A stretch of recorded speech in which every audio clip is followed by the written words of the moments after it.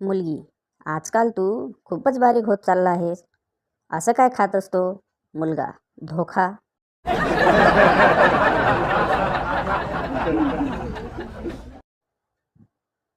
बायको, कामाच्या वेळी पप्पी घेत जाऊ नका हो. बाजूला व्हा. आतून कामवालीचा आवाज. सांगा जरा, सांगा त्यांना. मी सांगून सांगून थकले.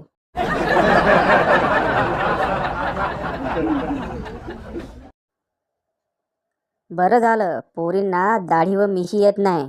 नाहीतर टी शर्ट घातल्यावर पोरगा आहे का पोरगी ओळखणं खूपच अवघड होतं राव.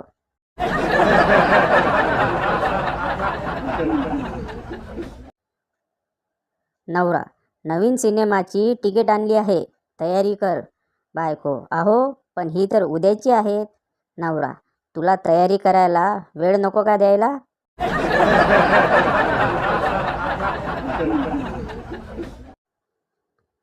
तो रोज रोज नवीन गाडीसोबत फोटो टाकायचा फेसबुकवर.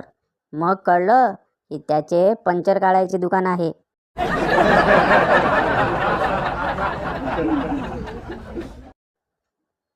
मुलगा, सांग राणी सांग, तुझा राजा तू मला बनवशील का? मुलगी, माझ्या नावाची भांडी तू सकाळ संध्याकाळ घासशील का?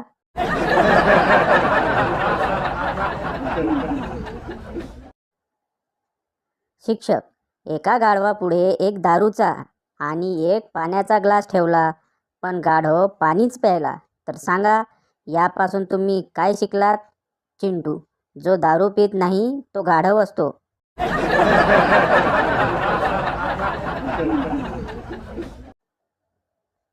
रविवारी नवरा केस कापून येतो आणि बायकोला म्हणतो, बघ मी तुझ्यापेक्षा 10 वर्षांनी लहान वाटतो की नाही?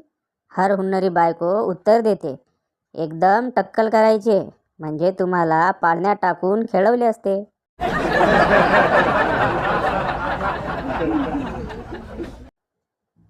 बायको, माझ्यासाठी वाघाची शिकार करा.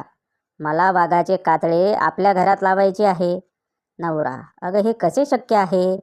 दुसरे एखादे सोपे काम सांग. बायको, ठीक आहे, तुमच्या मोबाईलमधले व्हॉट्सॲपचे मेसेजेस दाखवा.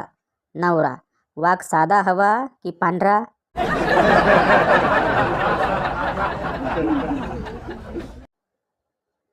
तुम्हाला माहीत आहे का, पॉपकॉर्न कढईत ठेवल्यावर उड्या का मारतात? स्वतः गरम कढईत बसून बघा, मग आपोआप समजेल.